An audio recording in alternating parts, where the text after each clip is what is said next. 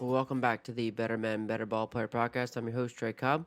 Thank you for joining us here on our 98th episode of the podcast, where we get a chance to talk to Coach Kyle Watson of Central High School in Texas. Central High School, if you don't know, it's a 6A school in Texas. It's the highest classification in Texas. He's been the head coach there since 2016. He first began his journey there in 2014 as assistant coach. Since his time there, in 6 years, he's won nearly 100 wins, and the last 4 state championships have all come through his district. Just to let you know a little bit about the level of play that comes through his district in Texas. Before that, he was the assistant coach at Allen High School, which is the biggest high school in Texas. They went 3 rounds deep in high school. He coached Kyler Murray there. He coached in the state football championship, of course. Kyler Murray was on that team where during that state football championship team, they had 7 kids on that team who have taken NFL snaps. He was also, prior to that, he was the head coach at Mount Enterprise. Spent 4 years there. They went to the state playoffs 3 out of the 4 years he was there. Before that, his first coaching job was as an assistant coach at Ballinger High School. Both years going to the state football playoff. As assistant coach at Ballinger High School, both years he went to the state playoff. He has been a football coach at every stop of his career. At every year, he has been a baseball coach. He has also been a football coach. And we dive into a little bit of that and the interesting thing about different sports and there and how it's helping him be a better baseball coach. Other jobs besides being a high school coach, he's also been the manager of the Colorado Springs Snow Sox Club in the Pecos League. For those guys who don't know, the Pecos League is independent baseball, one of the best, arguably one of the best independent baseball leagues in the country. Last year they went 31-14 and won the division. Right now he's the current hitting coach at the Matsu Miners. They're in the Alaskan League. He'll be going on that this summer. He's also been the pitching coach in the Texas Collegiate League for the Frisco Rough Riders. This was during COVID. They were cut short during COVID. They had a shorter season then, but he was the pitching coach in the Texas Collegiate League for the Frisco Rough Riders. Awesome stuff. Great Twitter follow at Kyle Watson _22. You can email coach at watsonkyle09 at yahoo.com.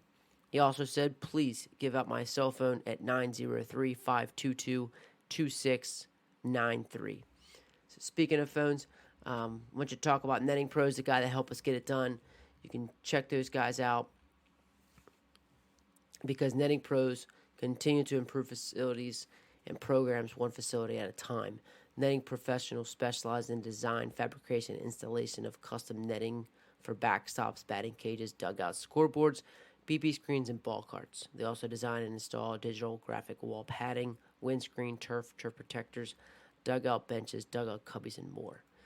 Netting professionals continue to provide quality products and services to many recreation, high school, and college fields, facilities, and stadiums throughout the country. Contact them today at 844-620-2707 or info@nettingpros.com. Visit them online at www.nettingpros.com or check out Netting Pros on Twitter, Instagram, Facebook, and LinkedIn for other latest products and projects. So, besides just checking out Coach Watson, you can check out Netting Pros. Thank you for being a part of that family. Honestly, this call with Coach Watson was great. And just the fact that we went through everything. It was a conversation. We're just talking baseball. It was a conversation. It was like, hey, tell me about this. What do you think about this? How's this like?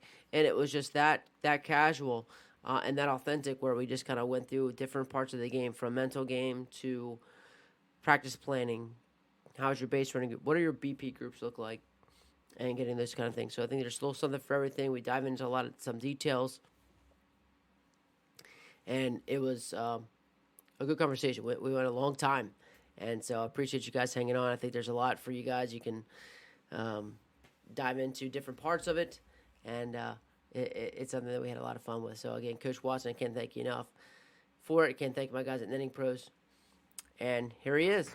head coach at Central High School, Coach Kyle Watson.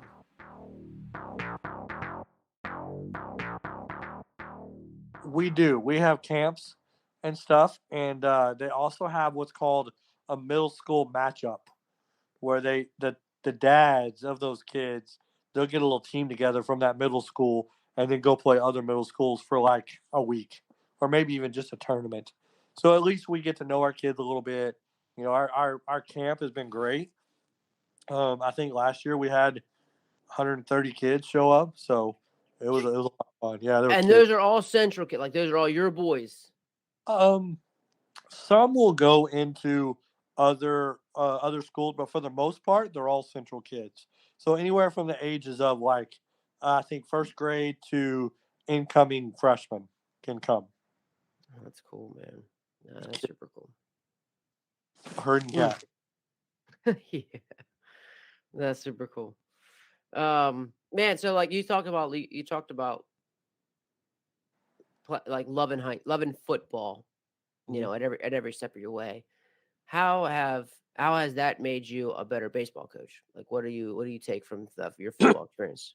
I think just you go through some problem solving, with all of it. But football to me is it's so much more fast paced than baseball.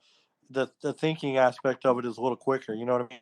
Like when something's going bad on, my main job right now for the last 6 years, 8 years has been defense. So when something's not working, we got to figure it out right now. If we don't get it figured out right now, we're about to give up 14 points in no time at all. So that quick on your feet, thinking that kind of thing has helped out a ton. My energy level, I believe, it sometimes it's hard to bring a little bit of energy to baseball because it's such a long game and it's a little bit slower. But your energy level in a football game is real high, so that has taught me that I can do that in a baseball game as well. So, um, and again, just loving the sport, and it's some of the stops I've had in the past. I've had to coach basketball as well, so I don't anymore and haven't in a while. But just being a sports fanatic, and I tell our kids, I love two sport athletes or three sport athletes. You learn something on the football field that you do not learn on a baseball field. You're in a collision every time the ball is snapped.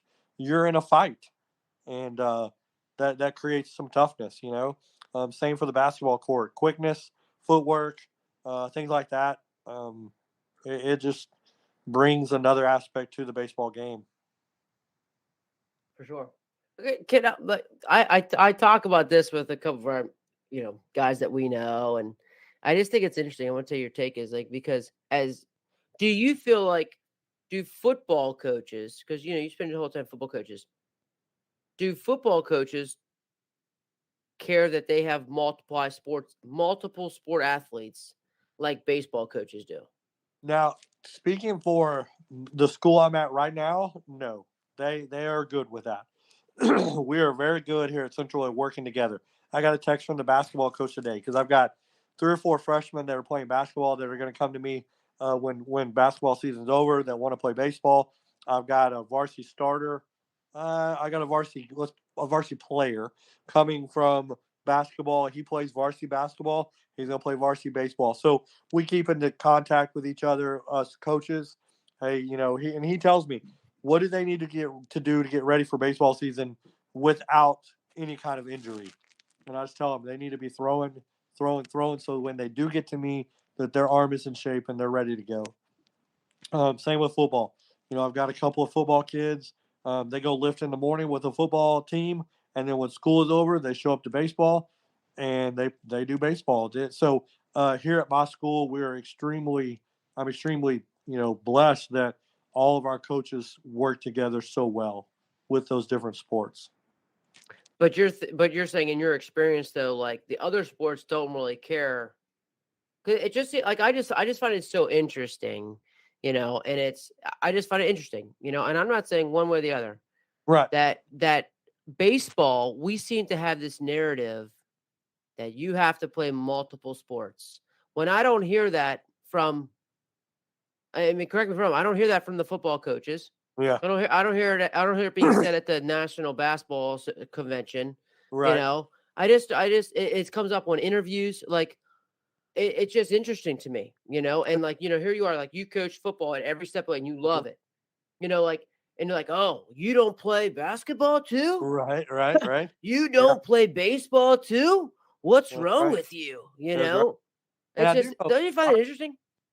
football coaches nowadays, they want their kids to run track and power lift because that helps them on the baseball field. Oh, I'm sorry, on the football field. Right. So you do hear that a lot. But So not because, oh, you're a better football player. Like, yeah, like right. it's not like, no, like not because it's making you a better athlete. No. Like, you're gonna be a better football player Yeah, because that's why you're not gonna play baseball. You're gonna run track. yes, yeah, Like I've had guys that I missed out on because I know, like, I'm running track, coach. I can't play baseball. Like, I gotta run, I'm running yeah, track. yeah. And we lost a kid this year that he would probably start in left field for us, and he decided to stop playing baseball to concentrate on track so he could go play college football. So, Yeah. and it's like, dude, But we're like, gonna. don't you like? I just find that Joe, and it's not that I don't agree that playing all these sports will help. Not, I'm not saying that. I just find it very interesting why that baseball, like, we're the only one with this narrative Yes. that, oh, I can't believe that you're specializing.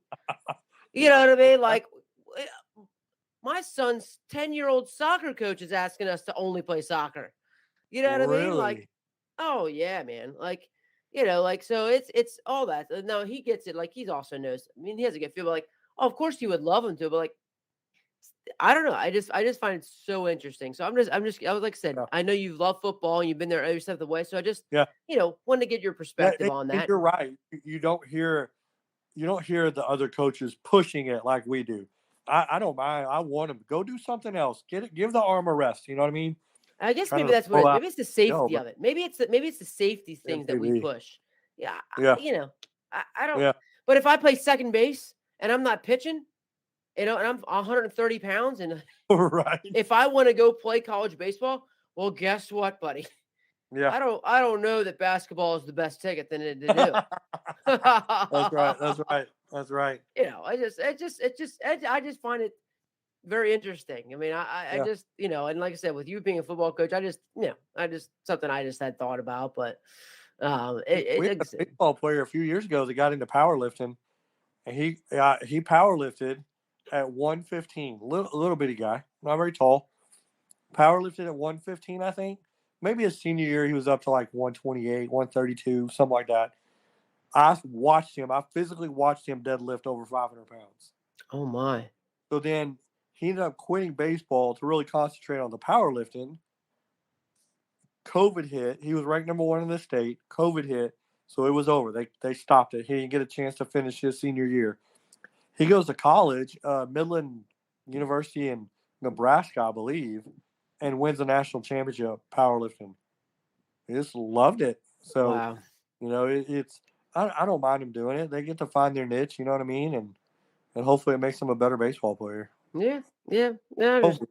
But yeah, it makes sense. I hear what you're saying. It makes sense. That's all. And again, it's not me saying you should or you shouldn't. I Yeah. honestly think it depends on the situation. Right, right. I mean, but it's just like, why are we the only, and I think it maybe has to do something with, I think the majority of it is the health of the arm, Yeah. Yeah. because there's so many surgeries right now, and I get all that too. Oh, Like, I'm a arm care guy to the fullest. yeah. Like, you're doing your stuff, and I'm gonna pull you out no matter, like, I get all that. Like, I'm on that train, but I just find it so interesting, like Yeah. why we're about, and that, because that's even a separate story too. Of, so I can keep a guy healthy, and he can still specialize. He can still be the guy. You know what I mean? Like, we can still keep him healthy. I don't know if that necessarily means that. I don't know. It's just funny. Yeah. It's just interesting. And Yeah. just Yeah. you being a multi-sport coach, you would probably have good perspective on that, because Yeah. you sit in those rooms every day, and Without you're doubt. Without right. doubt. You have this conversation with those other coaches. So Yes, sir. Yes, sir. super cool. Super cool.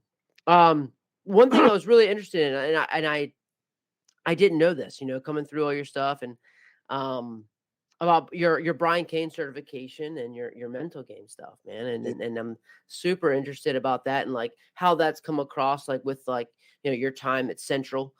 Is that something you just started with Central? Or is it something that you kind of brought on through the whole time in your So career? actually, my year at Allen, I I don't even know if how I heard of Brian Kane. Um, it came to me. We got some Brian Kane stuff. Maybe Coach Co at Allen, he was the head guy. Maybe he got some Brian Kane stuff, and that's how I got started. But I started reading it and looking into it, and it was like, man, this guy. I wish there's so much stuff that I wish I would have known when I was in high school. I could have been such a better ball player, just knowing some of the things that I've learned in the last 15 years, but the mental game was definitely one of them. So kind of dipped my toe in it and got to reading about it and learning about it. Well, come to find out, Brian Kane lived in Southlake, which is right down the road. That's a 15-minute drive for me. So Yeah. he was offering a coach's weekend at his house. So I signed up and with another handful of coaches from around the nation, from California and other states, and we show up at Brian Kane's house to spend the weekend, Thursday through Sunday, at Kane's, listening to all his, everything that he was teaching. And I since then, man, I have jumped in both feet, and I absolutely love it. It's so people say baseball is a game of failure, which, statistically speaking, it is. And there's more times than not that you're going to have to figure out how to overcome some sort of adversity in every game. You know, you can hit the ball on the screws 4 times and make 4 outs, and the game tells you failed. But reality is, you did everything you could, and that defense made some good plays. So we dive into that as a program here at Central, and we have since I took over for sure, and even before that, with some of our middle game practices, our red light, green light, yellow light, how we go throughout, ball games, and what do we physically do when we do realize we're in a red light, because there is something that there needs to be an action for you to do to make sure to get back into green where you need to be. So we talk about all that stuff. We talk about everything at the plate that you need to do routine wise with the way you're thinking. So I have bought in 100% as much as I possibly could with the mental games, because I think ball games are won and lost between the years. And I got to see Kane in Chicago a couple weekends ago, and gave him a big old hug, and we sat and talked for a while. So hopefully be able to get him to chit chat with the team over a Zoom, um, and just kind of he's so high energy, and he's so good at what he does. But also, I want these kids to see, it's not something the coaches made up. Like, this is, you know what I mean? That this is Yeah. actually you. So, and we'll even talk about, I want you to go home and watch a big league game tonight. And why do those batters step out of the box and do what they do? It's not That's not just by chance. They do that for a reason.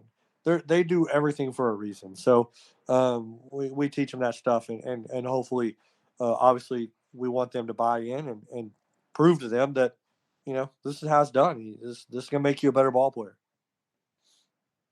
So like dive into, so are you when do you give a chance? When do you? Because like I think every coach has a that buys in the mental game and things like that they're doing with your routine. Like when do you find time in your practices to dive into that? Do you dive into it in practice? Do you have like a classroom session? Like when? How is it a part of your program? So we're pretty lucky here in Texas. We actually get our baseball guys. We get them in a class. They have a baseball class all year long. So throughout the fall semester, we get them in. We can go throw, we can go hit, we can go do whatever we want. But we use some of that time to be in the classroom to show examples of what we want and why it's done. I think the biggest thing for coaches is to show those kids why. Here's what I want you to do. Here's why. Explain it to the kid. This is why we want you to do what we're asking. And I think that is huge for kids. So we do that with our middle game. And I give everybody their paper. They get to fill out, because everybody's going to be different. When something bad happens at the plate, how are you going to react? What are you going to do to let that bad pitch that the umpire called a strike? How are you going to let that go? And I want them to write it down. and then we literally practice it at practice. I want them out there on the dish. All right, here's a pitch that was called a strike. What are you going to do? I want to see it. Um, Same with the pitchers. Something bad happens. I want to see it. And you have to buy into the routine. You have to buy into the fact that every time something bad happens, you need to do it. Because so many times with high school kids, especially when things start going bad, they abandon everything they've ever learned, and it's time. Pitchers, oh, it's time to throw harder. Well, no, it's not. It's Yeah. time to step off the mound and recuperate. Get back to green light and let's go compete. And so we talk about how important that is with the buy-in, all that. We do our, before practice starts now that we are able to practice for a few hours every day, we'll do some mental training with, hey, let's go out in the right field. Everybody find a piece of grass, lay down, put your hat over your eyes, and let's just talk. Where their job is to sit there and just listen and close their eyes, do some meditation type stuff, do some breathing exercises. Because as we all know, you're going to be put in a position where the game is on the line. Your heart's going to start racing. Your breathing's going to get shallow, and you got to figure out how to contain yourself and how to calm yourself down, and let's get back to my where I need to be to perform at my best. So we actually do have most of the fall where we can practice that stuff. Then when the spring gets here, hopefully we've got it down, and now it's a fundamental of our game. Awesome. So yeah, you said you get your you get your guys all year long during school, Yes, sir. right? During school, and that's where you have your classroom sessions to do that, and then they can write it down. Then you actually want to see it during the practice. Yes, sir. That's awesome. Like I said, contain yourself. Like you can just talk about that. I think there's power in those words. Like contain yourself, calm yourself down, and get back to green lights. Yes, without a doubt. We got to figure out how to breathe. We got to figure out how to calm down and execute the next pitch. Whether I'm at the plate, whether I'm on the mound, whether I'm in the field, the baseball gods know if I'm in a bad mood and that ball's coming to me.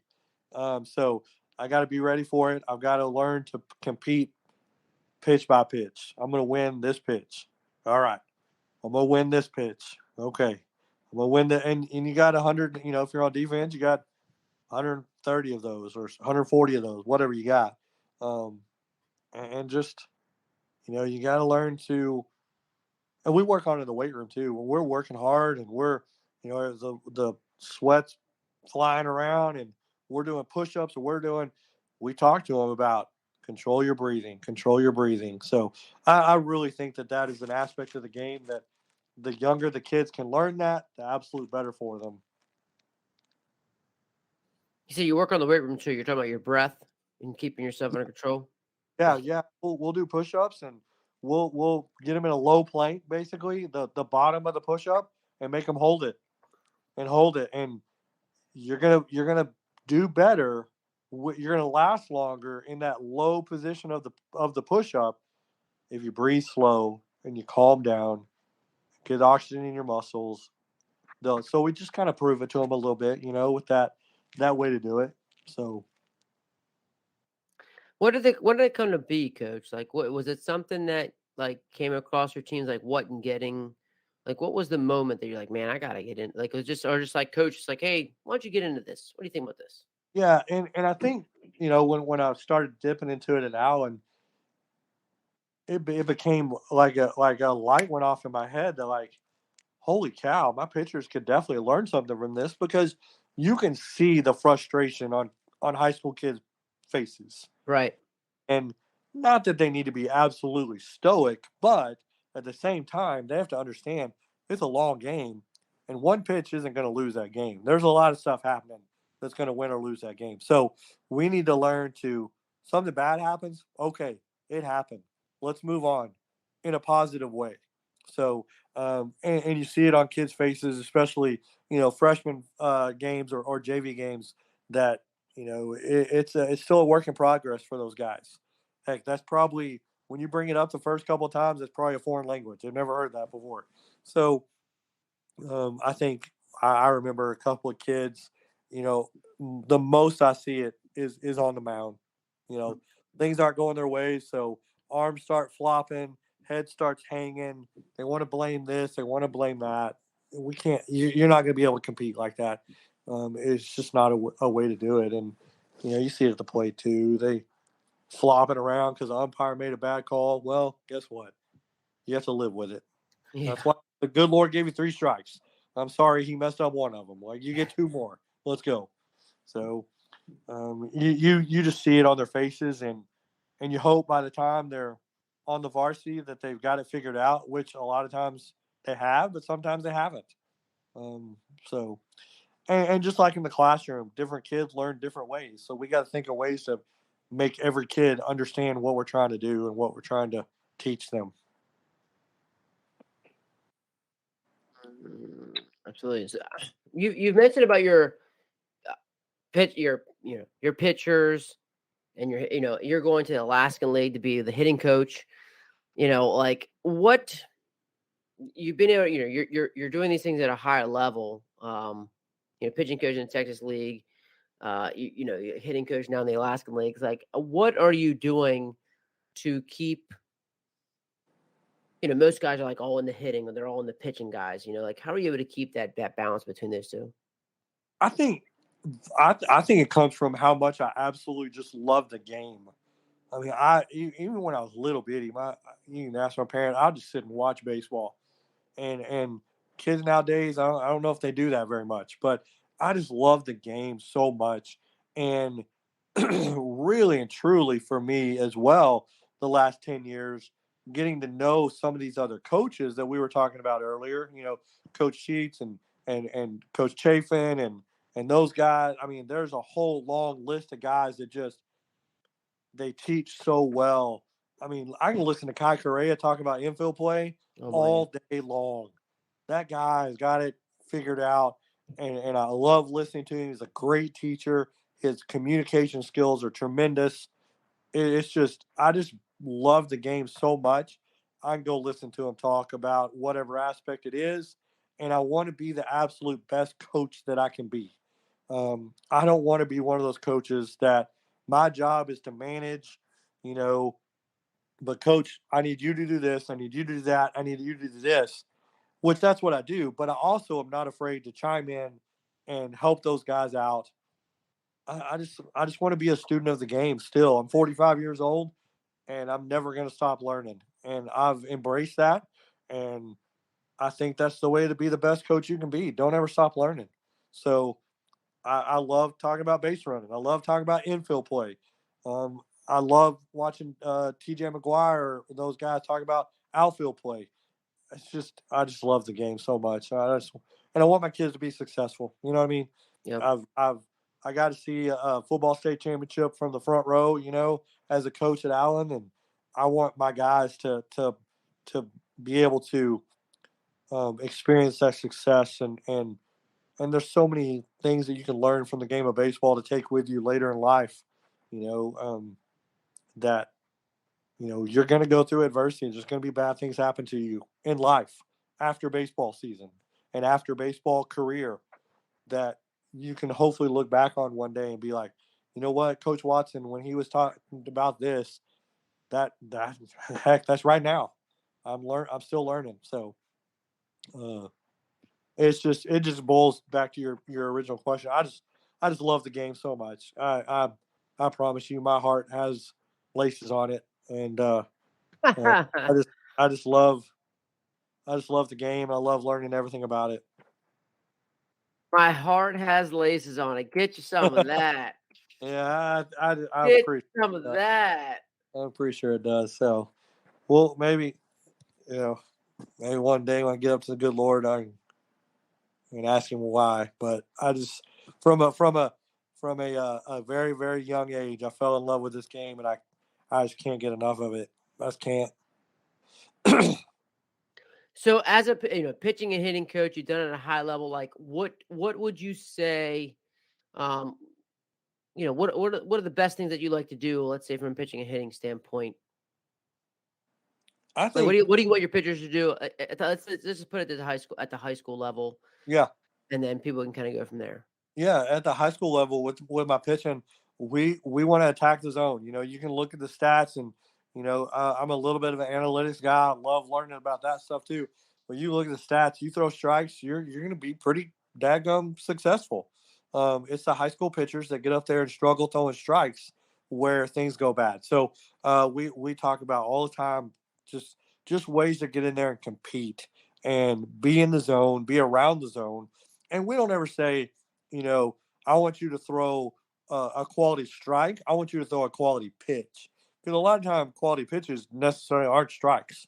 A 0-2 breaking ball in the dirt, you can get people chasing quite a bit at the high school level. So um, we talk about quality pitches. So a lot of our, we've got the 9-hole that we have in the bullpen that we'll play uh, horse with it or whatever we do with it.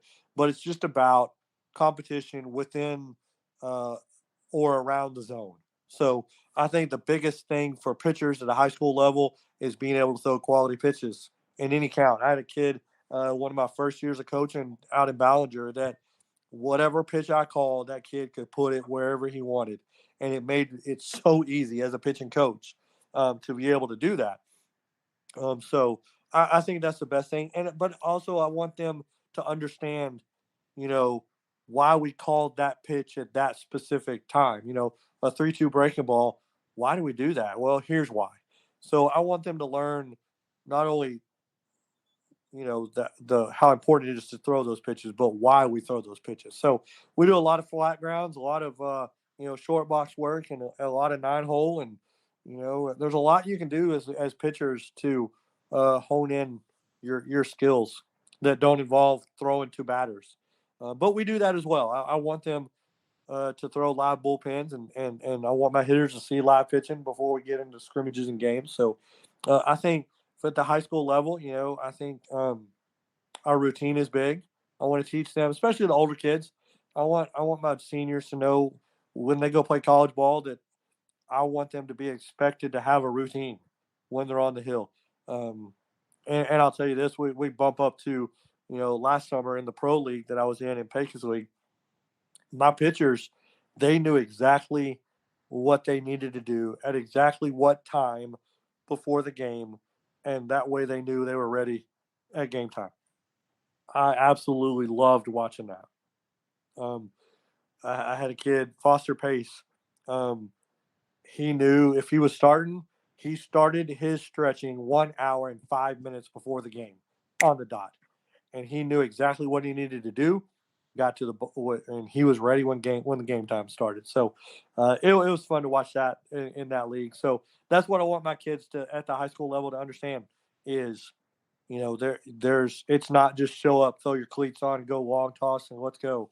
There's a routine to it. So How do you find the balance of that? Because like Driveline just came up with their blog this week was about just managing the how much you actually do.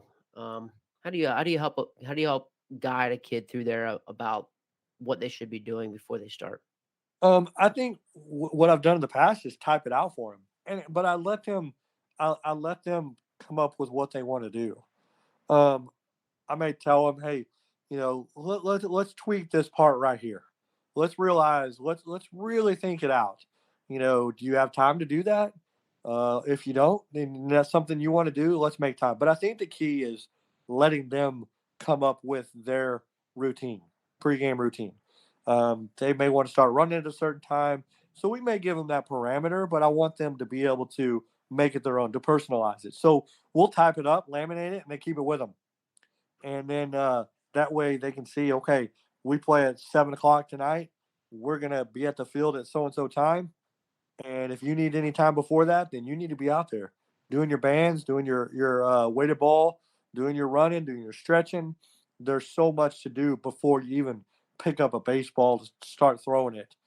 So we literally will sit down on the with a whiteboard in the classroom, and that's what we do with our pitchers. We'll come up with a all right. This is what is this. You come up with what your pregame, what you need to be ready to go when the national anthem is over to get in there.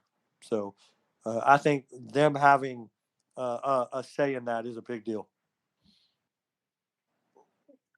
Not for sure. It's awesome. Couldn't agree. I honestly couldn't agree more either too, especially with the high school, guys. And but even then, like you said, your highest level guys, the pro guys, are just being like, okay, what does your look like? What do you have? And then tweaking it from there based off of their performance and based on what they're doing. Right. Right. You're going into the hitters world now with in the Alaskan League as well, so a very high league. And um, what do you do there? How have you made the adjustment there with So hitting on the hitting side? what I really want to touch on with these guys is, they're all coming from different schools. I mean, really good baseball schools. Like, these are dang good ball players, or they probably wouldn't be in this league. So my job with that, I'm going to take it on as, we're going to work on approach, and we're going to work on routine at the plate, and we're going to work on, you know, that more of a mental aspect of it. Because kind of like we talked with Tyler, hey man, I'm gonna stay out of your way because you know what you're doing. So now I do want to say, I'll tell them, if you have issues, you feel like something doesn't feel right, you feel like you need to tweak something, we'll talk about it. We'll tweak it, and we'll get it fixed in the cage. But I think more with this high collegiate league that we're going to go to, I think a lot of what I'm going to talk to them about is, what I want you each individually. What's your approach going to be when you go to the plate? I know for my high school guys, we talk about attacking fastballs early in the count. Um, so we're gonna get up there. We're gonna. Hey, if that's a fastball, I'm sitting dead red, and if it's got some sort of tumble to it and it's not a foul, I'm gonna let it go. Strike one, great. Good Lord gave me 3 of them. Let's go. You're gonna get a fastball here in a minute, and be on time. So with my that's what we do with our high school guys. So but with my pro guys, I think, I'm sorry, with the collegiate guys, I think, you know I don't think it's gonna really venture too far away from that. I want each of them to have their approach, and they may be a breaking ball kind of guy. Like, I'm gonna get up there, and if he throws me a hanger early, I'm gonna see how far I can hit it. So I don't think it's gonna venture too far away from that with our approach. But I want each one of them to have their own. But I also want to make sure that they know, if they want. I'm not a big, I'm going to insert my opinion in everything guy. I want them to know, if they want to come ask me questions, to please do that whenever they want. Does that make sense? Oh yeah. Uh, I want them to have, but if something's going south on them, then maybe, hey, here's what I'm seeing. I realize you're pressing a little bit lately. Maybe a good time to relax, and let's work on just hitting something over the, if you're a right hander, let's work on hitting something over the second baseman right here. Maybe you're getting a little too far out in front of some stuff, so let's just simple it up a little bit, and I want you to fly out to the right fielder, and maybe that does something for them to help them relax and help them stay back, and and things like that. So I think it's going to be more about approach, a gap to gap mentality, and just letting the barrel work from there. And so, basically your aspect their approach. So from your high school standpoint, how are you teaching that? How are you introducing that? Getting kids to, at that level, they're talking to you about this, but like, how do you get to that point beforehand with your high school guys? So with those guys, I tell them, I want your mentality needs to be, I'm gonna hit a double and oppo gap. That's my goal. Now, the pitch will dictate if that actually happens. But if your mindset is, I'm gonna hit a double in the opposite gap, and they miss in, I now have the ability to get the barrel where it needs to be, and I can pull. That'll be a pull ball, obviously. So, but I think too many of them get into the mindset of, I'm going to see how far I can hit this ball to my pull side. Well, you just took away about half the plate, if not more. So we really, really, really press line drives over the oppo, middle infielder. So for a left-hander, my job is to hit a line drive over the shortstop in that gap, hopefully. Now, if that pitcher misses in, I have the ability to get to where I need to get to pull that ball. I think if you flip flop it and say, I'm going to pull something away, I'm just not going to be able to get to it, or I'm going to be out front, roll it over. I may cap it or whatever. So I know for our high school guys, that's what we preach is something hard, opposite gap. And what does it look like at practice for you to be able to incorporate those kind of things? We will actually set up machines, or we'll throw live BP or whatever, and that'll be around wherever the pitch is. If it's in, you get your hands inside of it and try your hardest to hit it over the second baseman.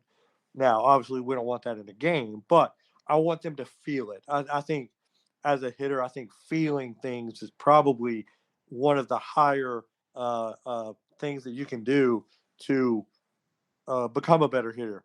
I felt it. I felt myself get around that ball. I know why I pulled it foul. I want them to feel it. So we work a lot of flat bats. We've got a handful of those with some of those kind of yellow, soft, squishy balls, and we work on our palm up through the zone. We with those bats, we tell them do not roll over. When you follow through, that palm needs to be still stayed straight up in the air. So that just helps them to feel that palm up kind of feeling, and we tell them we want it back over the pitcher's head. So we'll go through actual BP where that round may be line drive, oppo gap, something opposite. I want you to feel your hands inside the baseball and get the barrel where it needs to be. Hmm.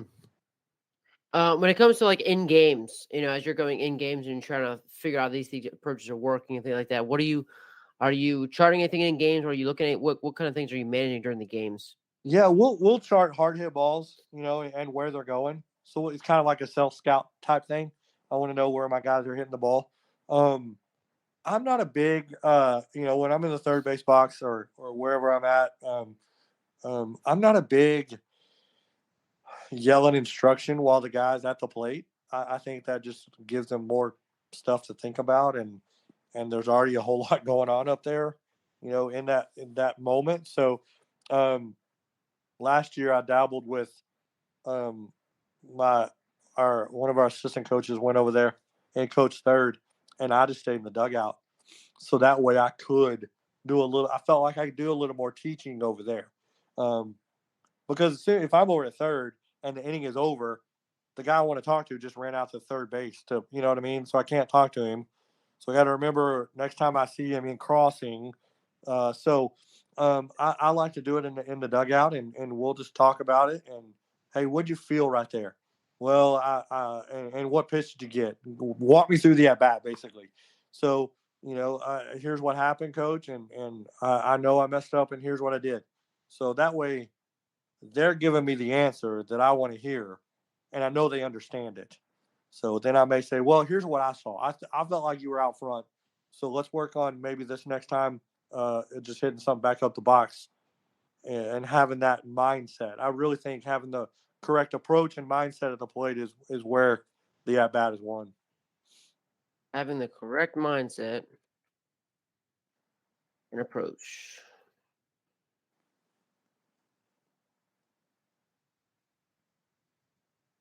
Where the at bat is won. Great.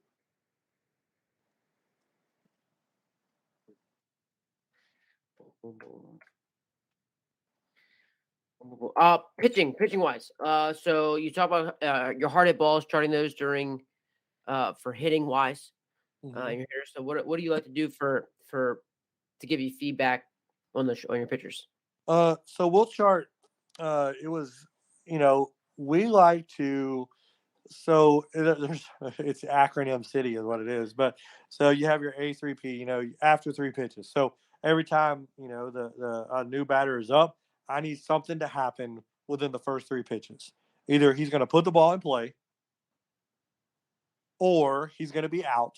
So strike one, strike two, strike three, or a 1-2 count. That's our goal for our pitchers. Something needs to happen within the first three pitches of the at bat. Make them swing the bat. Um, we want 13 pitches or less, so we chart that per inning. Especially, I'm sure most of the states have it now, but here in Texas we have a pitch count, so our guys cannot go over 110 pitches, which is awesome, I think, especially at the high school level.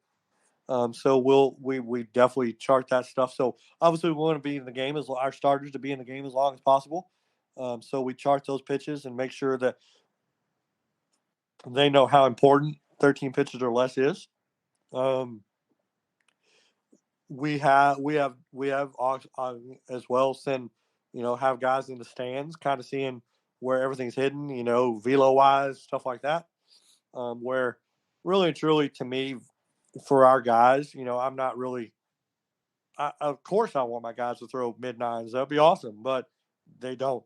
So Huh. we concentrate on throwing quality pitches and stuff like that. So I think biggest things that we chart for our pitchers is probably the A3P part, and also the how many pitches or less. So 13 pitches or less is our goal. So we want that, and we'll have a big chart in the dugout on the wall where they can come in and immediately go look, how did my inning go, and they'll sit down with our pitching coach, and this is what's working, this is what's not working. With our, catcher will be there as well. I think that's a big part as well. It's just get that instant feedback as soon as you get back in the dugout.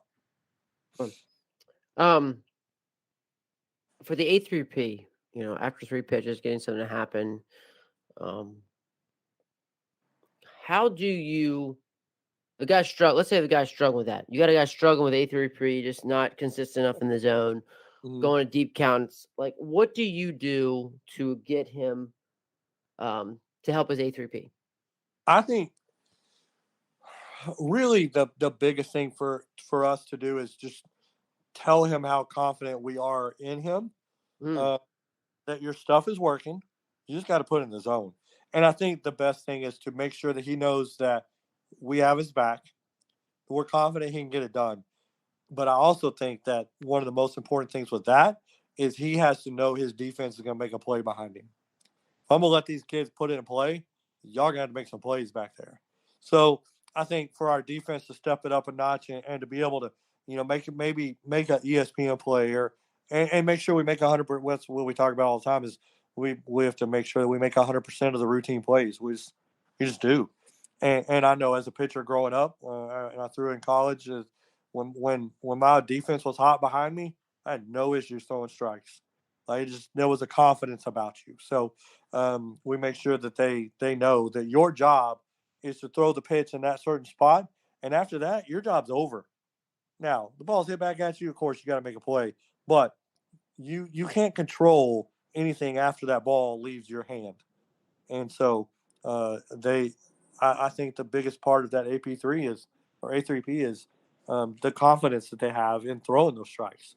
So we work a lot on our defense for that, and I think that's probably the biggest part of it.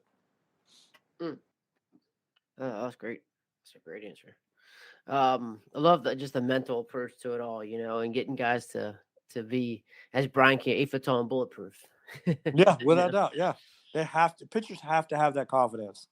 Like I'm the you know I'm best ball player out here. They have to think that they just have to. And if they don't, it may not work very well for them. And they don't have to be the best ball player out there. They just have to believe they are. Mm. What's a typical practice look like for you, Coach? So now that we're finally into our season, um, I've been one that I just love. I have my break during class or whatever, or over my lunch period, and I'll top out our practice plan. I make sure all our coaches have it, make sure our managers have it, and our managers are in charge of kind of keeping us on time. But what we do is we go out, get our team stretch in. Um, we go straight to the bands. We do bands every day with our Jager bands. I bought 60 pair of them for even when we get to games. So we'll have about 20 kids on each team. So I got 60 pairs of bands. We'll take them to all the games. We do our bands religiously. I 100% wholeheartedly believe in those things for arm care and arm strength together. We'll then we do our shoulder complex kind of work where you have your arms out, your hands up, kind of like a lack of a better way to explain it, like you're being like somebody's pointing a gun at you, so you got your hands up. Oh yeah, yeah. We take off W's. one. Yeah, we take off walking to center field, and like that, they touch the fence and they walk back. By the time they get back, those shoulders are burning, and they're so we buy into the full. You know, you warm up to throw, not throw to warm up. Like that's not we don't throw to warm up. We warm up so we can then go throw. So we're burning. We're ready to go after the bands and after the W walks, our shoulder complex. We're ready to go. So then I have Brian Kane's book, the Daily Dominator. Have somebody different every day read off that Daily Dominator for that day, and then we discuss it. The guy that reads it, he explains it, and then we discuss it. We ask questions.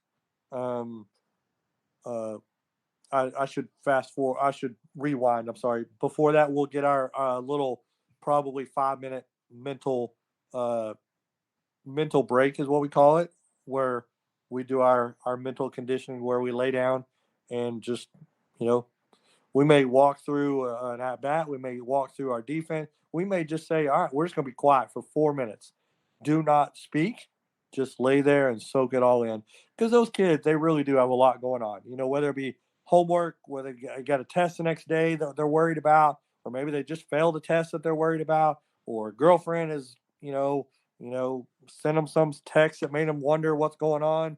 They got a lot going on. So we'll spend some minutes that let's just relax. Let's just clear our minds and let's just get ready for baseball practice. So we do that. Then our workout starts. So anyway, when the daily dominator is done, we'll go through what we're doing at practice that day, and we'll get going. So get our long toss in. Today, we'll just go through today's. We had a big defensive day yesterday, so today we did a lot of fungo work with the infield and the outfield, but we didn't throw. We put it into buckets. When that was over, we did that for about 30 minutes or so, just ground ball after ground ball after ground ball after ground ball with our fungos. I'm going to be sore tomorrow, but that's fine. and and then we went into our BP session. So we got the machine out there, cranked it up a little bit, and got into our groups. We'll do a group in the field shagging, obviously, but I want them playing it live in their position. We're lucky enough to have 3 covered cages, so we'll have a group in there getting some tee work. We have some focus bats, which are a long time ago I think they were called Thunder Sticks, but there's a company here called SR Bats, which is right down the road from me. Tremendous men that run that company, and they made some focus bats for me. So they're just basically really skinny baseball bats, and they're wooden. They are tremendous. The kids love them. So we'll front toss with those for a little while in that cage. We also have the flat bats that I talked about. We'll work with those, and then they also use their regular bats. So they'll go through each one of those 3 cages with using those specific things, and then they're ready to come back on the field and hit live. So we that's and then we'll finish up about 6 o'clock. Um, we'll we'll sprinkle in some base running so probably every 2 days, every other day. We'll do that before we start our jog. I'm sorry, before we start our long toss, we'll get some base running in. I like to do that before practice. After practice, obviously everybody's tired, ready to go, and your effort level is going to be a little bit less on the base pass. So we'll do it early in the practice when we get our base running in. And here before long, we'll instead of maybe one day instead of base running, we'll get our PFP in. So anyway, that's what a regular day looks like. Is we start with all that warming up to throw, and then get into our individual work after that. I do want to hit every day. I want to make sure we swing the bat a little bit every day. Some of the pitchers we're going to face in our district are, let's just say really good. They're really good. They're really good. I know Southlake's got a kid going to Duke and another kid going to LSU. And actually, that young man was offered a scholarship to LSU after his 8th grade year because he went to one of their camps as a incoming 9th grader throwing 91. Yeah, that'll do it. Yeah, so that'll do it. Anyway, the arms we see in our district are legit. So I want to swing in the bat a little bit, every day at least. a Well, little it's bit, what you do often in the game. You know you're going to without get a your doubt, bats. You know what I mean? without a doubt. You got to And win those two facets. I mean, you're going to throw the without a, ball and you're going to hit the ball. Like right, you're doing right. those things. And that's what, we talk about that. We talk with our freshmen all the time. You're going to play catch a whole lot during this baseball game. So when we're out here with our catch play, it is not social hour. It is not gossip minute. It is time to work on your catch play. We have to be able to play catch because that's what the entire game of baseball is, playing catch. So I'm glad you brought that up. Oh, absolutely. You know, it's what you do, and it's what at every level needs to hear and reiterate the importance of catch play. Right. Absolutely. Oh, absolutely. Just in your experience, so like, what's a good BP session look like? You kind of touched about the cages, so like, what are you guys doing on field? So on the field, we like to have we'll break them into rounds basically. Get six and get out kind of thing. So we'll break them into rounds. We'll have a hit and run round. Obviously, we'll start with the bunt round, just so everybody's seeing the baseball well. We'll have a hit and run round, and we'll get people on the bases, getting that those reps in as well. Okay. Um, and then we'll have a hit behind the runner round. Maybe a guy at second, so we're gonna hit behind him, try to get him home with a base hit. And then we'll move the runner to third, and we'll have a scoring round. Whether that's a deep fly ball, whether that's a ball through the infield, your job is to get him to home plate. Have that round. After that, it's we call it a fireworks show. You want to hit as hard as you can. See if you can't hit a home run. I like. They enjoy that. They they've gone through the I guess less fancy part of the hitting with the hit behind the runner and the ground ball and this. So give them a round to just get after it and see what they can do. Have fun. See how far you can hit it. So they enjoy that a lot. So we'll do that. We'll have a group um, on at the plate doing all that. We'll have a group running the bases, getting those reps in.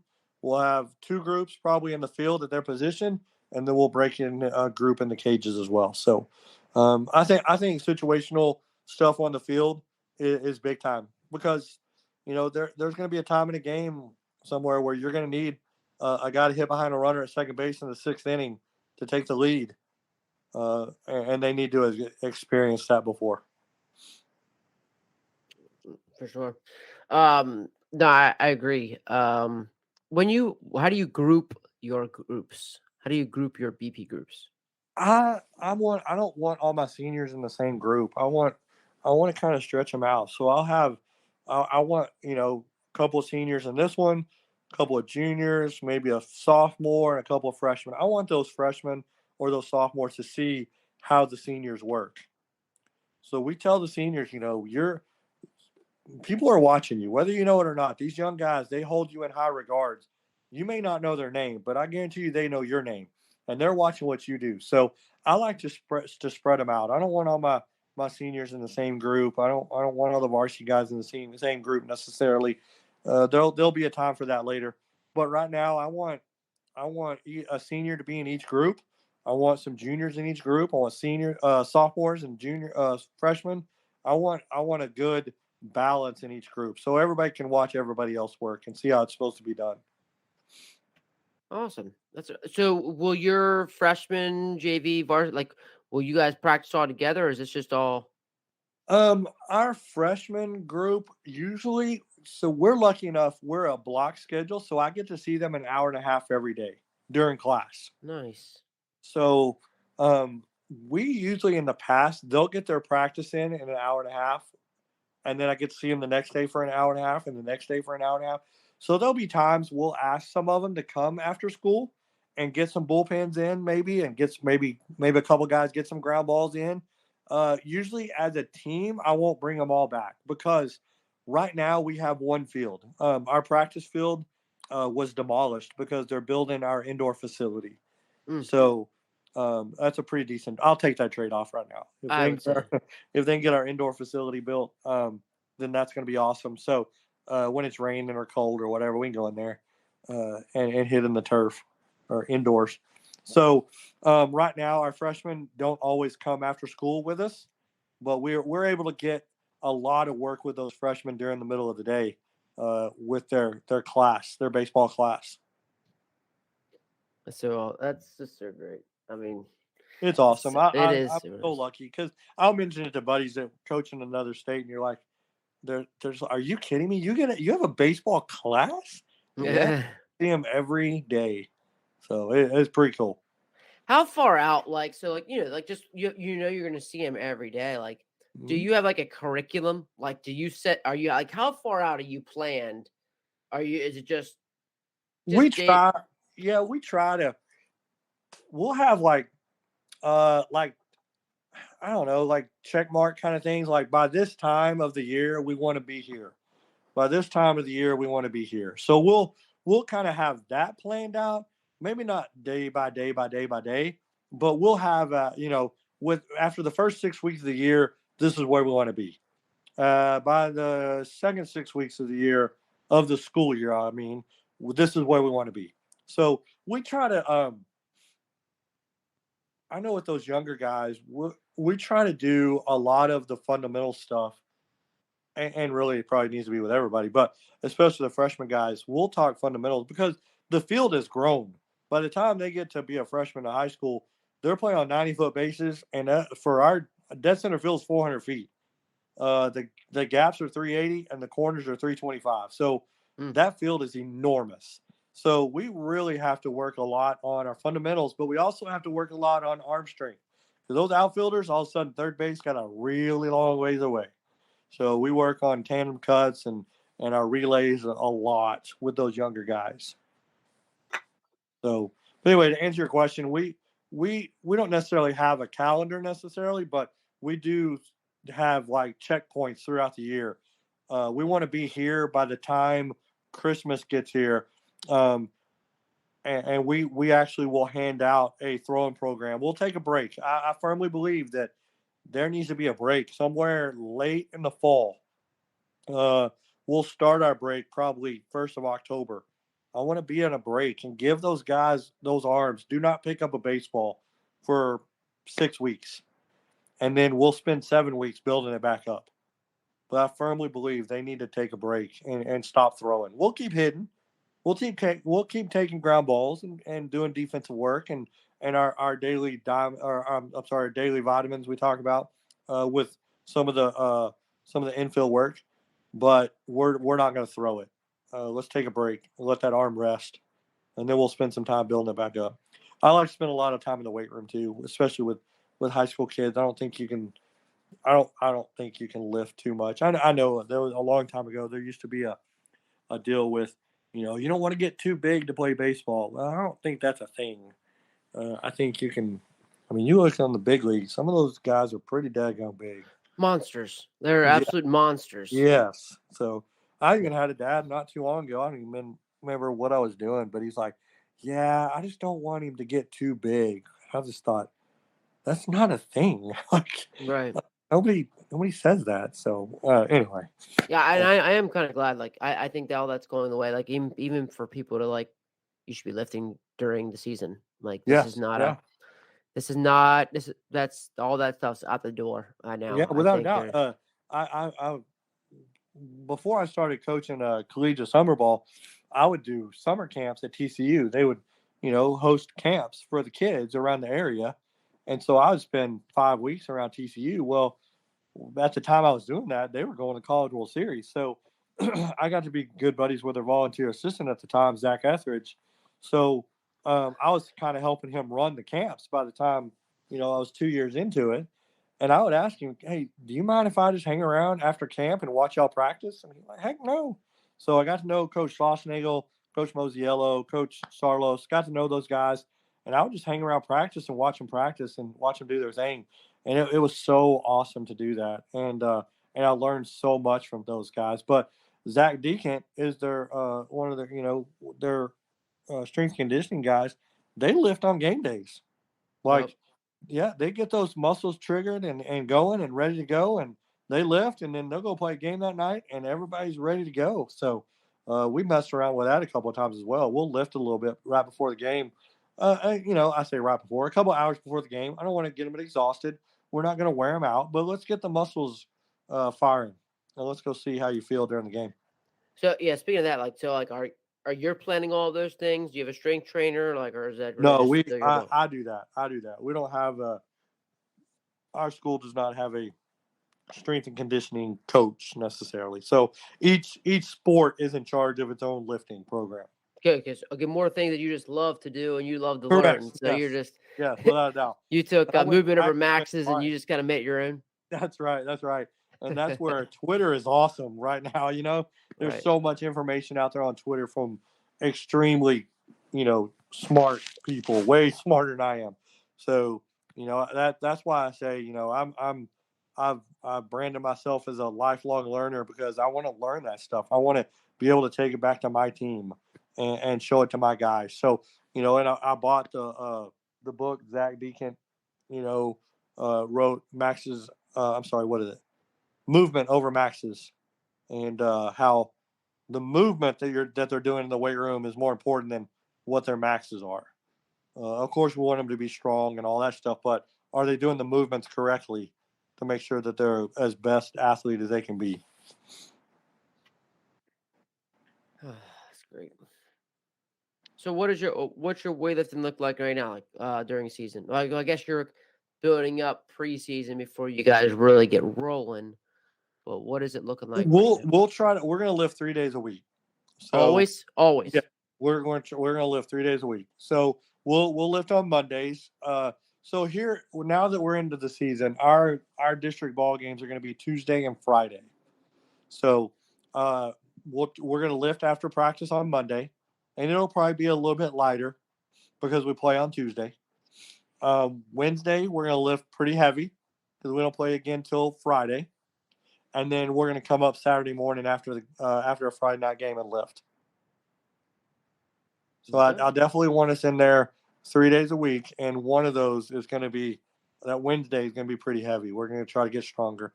I want to continue to gain strength throughout the season. And you've Another thing. done Oh, you've done this throughout, uh-huh. or is this a new approach, or is No, this we've done this. We've done this for a few years. okay? We've done it for a few years, and we've been fairly lucky with injuries. We haven't been very injury prone. Knock on wood. And I think the weight room, I think the bands has definitely helped that tremendously. Love it. One thing we dabbled with last year, tried to the year before, whenever, but COVID hit, we weren't able to do it. But maybe it was last year. We got into some yoga, and the kids loved it. Oh Like, yeah. yeah, like Coach, can we go? Can we do yoga today? And they just love it. So I actually had somebody hired to come do it for us, but that's when COVID hit. So then last year we just found some on YouTube. You can find anything on YouTube, I guess, and had the person lead us through some yoga after we lifted, and they loved it. And I think a part of the game that or a part of an athlete is being flexible to avoid those injuries and to get stronger. Oh, absolutely. It's well that I think it. Like you mentioned before, that's just a whole there's a whole mental side of that as well. Def- Definitely. And I will tell you this: one of the most sore times I've ever been in my life was after a day of Pilates with Brian Kane. Oh I, yeah. I thought I was going to die. I could not move for a week. I thought, oh, this is going to be easy. And we got on those reformer beds that have the springs, and you do. I thought I was going to not make it. Like, I've bit off more than I can chew. But Pilates, man, that's the real deal. That's good stuff. Yeah, that's Jake Arrieta's deal right there. Yeah, without a doubt. Yeah. I think Josh Hamilton was big into it too when he was with the Rangers. I Oh know. yeah. Yeah, I think so. I'm so glad we got into weightlifting. That was super cool. Yeah. So glad. So do you just take your stuff from moving and maxes and kind of adapt it to what maybe you've had successes over the years? Like what are you really into? Yeah, that. I mean, and it's an ever evolving thing too. Sure. I think, like I said earlier, I think one of the biggest things is Twitter. I mean, there's Yeah. obviously trash out there, but if somebody puts something out there on Twitter, I'm not afraid to like, let's give it a try. Yeah. I I mean, what's the worst that can happen? Nobody, maybe it doesn't work for our guys. Okay, cool, we tried it. Let's try something different. So I really think you follow those guys on Twitter and they put out those really tremendous videos, and you're like, hey, let's do that. Let's give it a try. And I think it's a lot of trial and error type thing, and don't be afraid to make an error. And it didn't work for our guys. That's fine. Let's move on. Let's try something different. And Yeah. It's funny you talk about that. I mean, because like that's a lot of times where I'm like the fear of missing out. And you're trying all those things for the sake of you're a learner. So like how you know being a learner, when do you say no? Like right. that's not for me, or like no, we're not gonna do that. Like when have you had when in your experience, like when have you been able to say, yeah, I'm learning, but that's just not gonna work here. I'm not gonna get on that train. I'm not positive I have yet. You know what I mean? Yeah. Now there are some things that we just can't do because we don't have the facilities that guy is doing that. You know what I mean? Sure. And Forced I know, plates I and know things it. like that. Right, right. And I know at ABCA, we sit there and I'm one of those. I love being on the front row, and I'm gonna listen to that guy, and I'm gonna write down some stuff, and I'm gonna watch the videos later. And there's just stuff we can't do because we don't have the facilities, or I don't have that kind of ball player. A lot of this is kind of geared towards the college guys. So my guys, my best pitcher also plays left field, that kind of thing. So, but for the most part, I don't think I've come across anything that like I'm not doing that. I'm pretty open about, you know, I'm sure there has been maybe, but I just can't remember it. I guess where I just X something immediately. Sure. Um, but And not necessarily that we need to be shut off to. I'm just wondering, like I think I'm getting to the point too where I'm like, that's great. I think kind of like a Butch says, like you be you, yeah, but like, yeah, this is just kind of who I am kind of deal. So I was just wondering because it's yeah, just a hard thing because like, yeah, Twitter will go make you, oh, we're gonna go try this new drill or we're gonna go yeah, try this and this, yeah. like and um, but I'm I think positive there's some things I've seen that just like, I don't and maybe more of I don't understand it. You know what I mean? Um, that maybe it wasn't taught very well, so I don't understand why they're doing that kind of thing. okay. Maybe that's more towards why I wouldn't use it. I want to make sure that my guys that I know how to teach it first, and I can explain to my guys why we're doing it. But I also want them to be able to feel it, to know, there's some drills out there that you look like an absolute goofball, but it translates. I learned. I'm Tyler Gillum is. I love listening to that guy talk and Oh yeah. on his infield play and the flamingo. You stand with the one leg up for the infielders and you roll the ball to them, and but what it does is it creates that rhythm of fielding the ground ball, getting out of there, and getting rid of it in two steps. So we use that all the time. I love it. They look silly, and the kids look at you like really, but once they feel it and they understand why they're doing it, they buy in and they're good with it. Rocker steps, same thing. So I think you just have to go into it. Everybody, all coaches should go into it with an open mind, and there is going to be times where you're like, it's just not for me. It's just not for us. And it could be a thing where I just don't understand why we would do it. Mm-hmm. So And maybe that's what it is. Maybe they just don't understand yeah, the why and the purpose of it yeah, all. Oh man, this is great. I just said I want to get full go full circle, go full yeah, circle, yeah, like it's gonna be great. Um it just kind of picking your brain on things. So like, you talk about Tyler Gillum and this and that. Like, so Okay, so base running. You said you like every other day doing base running. So what on Mhm. you base running? What do you like doing base running wise? So we'll kind of break it into, so like one day we'll do our jumps from first. I don't mind them trying the vaulting lead, or maybe the old school lead, and all of them's not going to be for everybody. I want to make sure that my guys know you're whatever's the most comfortable for you, that's going to allow you to swipe it back when we need to, or go first to third, or whatever we need to do. So I did learn that vaulting isn't for everybody. There's just guys that can't time it up. They just can't do it. But there's guys that are insanely good at it. I had a guy last summer in my pro team that the guy was just so good at it, and I would sit over there at third base just watch him, and they weren't even close to throwing him out, and he was so good at the vaulting. So we'll go through our vaults, and we'll do some old school, and we'll do some new school, and we'll do, and the new thing with Coach Sheetinger that I saw on his deal, the attacking the bases, was the one where I can't remember the name of it now, but the base runner basically has his chest pointed towards second base and his back towards first base, and so he's already in a sprinter stance basically, pointing towards second base. When it's time to go, he goes.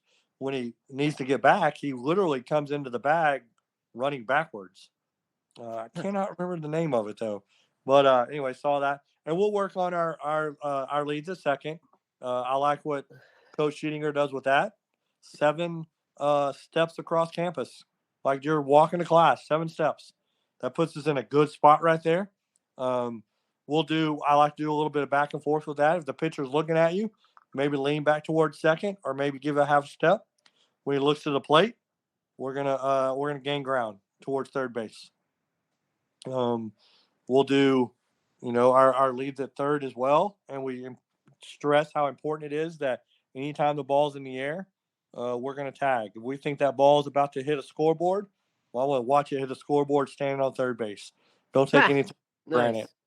We actually lost a ball game last year. We taught it. We taught it. We taught it. If you think that ball is going to be out of the ballpark and hit that house over there, I want you to stand on the bag and watch it. And Mm-hmm. sure enough, ball gets hit to the gap. The runner thinks it's going to be down. He takes off, and the kid made a diving catch. And now we don't score, and we lost 2-1. So just so we hammer those little fundamentals in base running. We talk about tight turns. I like my guys. I you always hear when little kiddos are playing. I go watch my nephew play when he was growing up. Hey, watch the ball. Or no, I'm sorry. Don't watch the ball when you run to the bag. Well, Mm. I don't think you need to watch it. Like, you need to see where it's at. So I tell my guys, if you're on first base and the ball is hit in front of you and you can see it, you're the one that determines if you're coming to third or not. The only time you're not, if it's hit behind you in the right field corner, then take a peek at the third base coach. But I want you to have that autonomy to, you know, if you see that guy take a bobble and you know you can take it, go. I want you to have that. I want you to watch where that ball's going. I want, the base runner. I want him to see where that ball's going. And if it's in front of him and you think you can take another bag, go. I want him to be aggressive on the base pass. So we talk about that. We talk about, um, you know, pickoffs and stuff like that. I want to make sure everything's covered that could possibly be done on the base paths. But we'll chop it up. We'll really stick to first base one day, and the next day maybe all about second base, and the next day maybe all about third base. We'll get some base running in as well. Um, you just can't cover that stuff too much. And you said you do that typically during your VP sessions, correct? Yes, sir. We'll teach it both. Like, I may do a deal where, all right, I want all my outfielders on the bags, and I want my infielders warming up. Y'all go throw. So we'll teach all the outfielders, right, at first base. This is like at the very beginning of practice. We'll teach all the outfielders, and then after a certain amount of time, okay, outfielders, y'all go warm up. Send me the infielders. Infielders are coming. We'll reteach it to all the infielders. That way, I don't have 45 kids standing around while I'm trying to teach it. I've got 20. And then the next group comes, I got 20. So And they we'll can do rep it it that out way. faster. Right, without a doubt. And and they get more reps that way. And then we'll do it live on the field during BP Okay. as well later. Okay. Okay. That's good to know. That's good. I'll take that on there. I like them thinking too. I heard it. I don't remember who I heard it from, but grass, dirt, grass. You know, the ball hits the infield grass, and it hits the dirt, and it hits the outfield grass. You should be first to third. That should be a two base. You know, if the ball's first hits the dirt and then the grass, but the outfielder has to go side to side to get it into a gap or towards the line, that needs to be two base. So that's some little thing that those base runners can see and know that I've got a chance to go two bases right here because that ball hit the grass first. Then I need to be ready to go.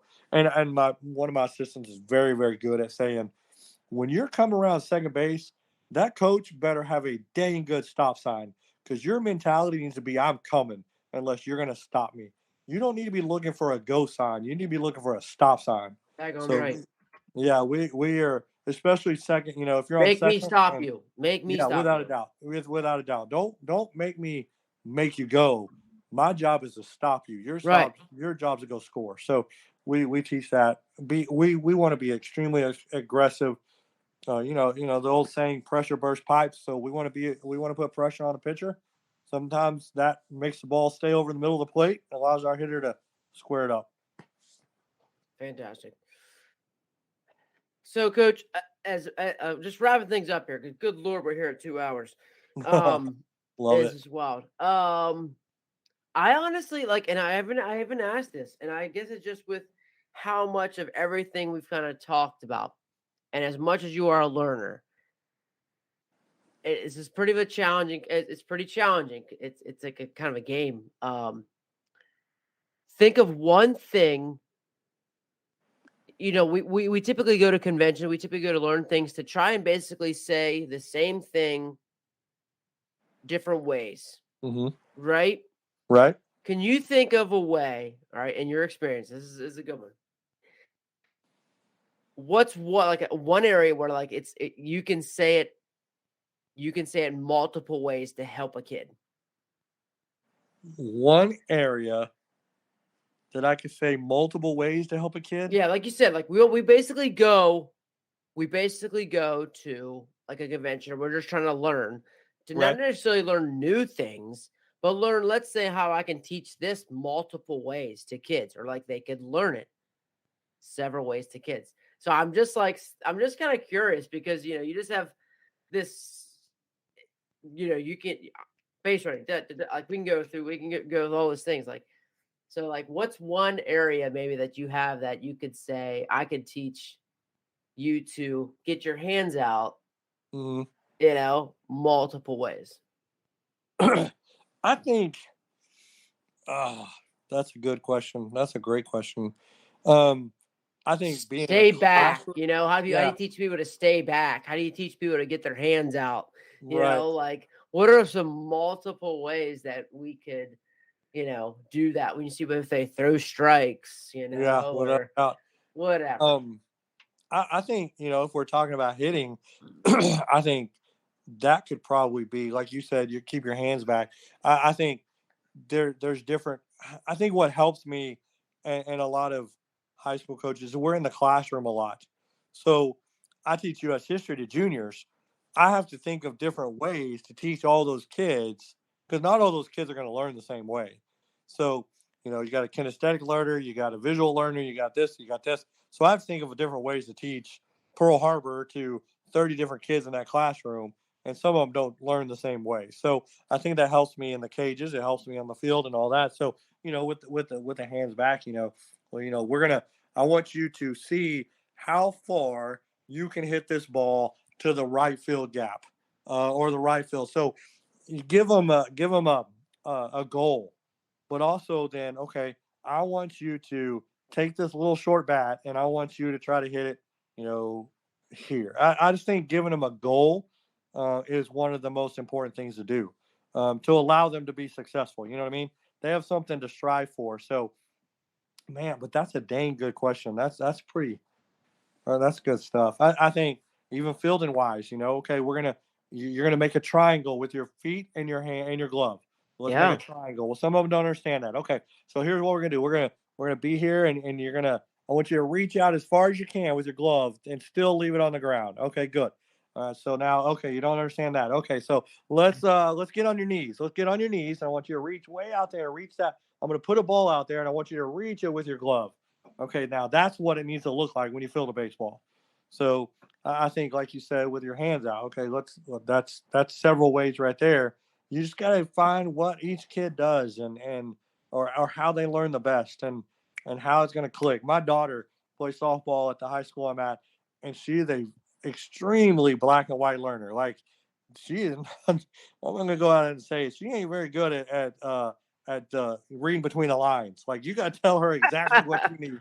So there's kids like that out there. So and what's funny too is when we were just doing our tandem cuts the other day with some of the freshmen, and they're running all over the place. Like, guys, slow down. Let's do this slow at first, and let's get there. So we'll just set a ball in the gap and make the guy go run and get it, and then we'll put cones where they need to be, so they can kind of feel what that distance is between the second baseman and the shortstop with the tandem cut, and where they need to throw. I will tell you this: the hardest thing in the world for to teach my high schoolers right now is to throw a long hop into third base. They all want to show off their Mm. arm and throw it right to that third baseman, and then you get the short hop that ends up in the dugout, and that run goes score. So in practice, we make them because we've been screaming it and screaming it. Go watch pro ball, and they're long hopping it into third base. Go watch this, and they're long hopping it here, and they're long hopping it into the plate. It makes it so much easier for the third baseman or the catcher that's got to catch that long hop and put the tag down, rather than you short hopping them. Now they got to pick it and put the tag down. Makes it extremely difficult. So we'll have practice where every outfielder gets a ball and they go to center field, and it's a mandatory long hop into third base. And Nice. then if they can't visualize it, okay, let's put a bucket lid out there. Hit the bucket lid. All Yeah. right. Put your hat Or, down. correct. Put your hat down. You hit that, boom, hit near it, and see what it did. It just long hopped into third base. So um, it's just like pulling teeth. But you got to think of different ways to teach it. Like you said, you just got to. So I think you got to be able to do that. And what's difficult is doing that with the mental game. Trying to Ooh, yeah. teach in different kids different ways to embrace the mental game and how to get it done. Well, I think like what you said too earlier, like, and I didn't think about that as like video.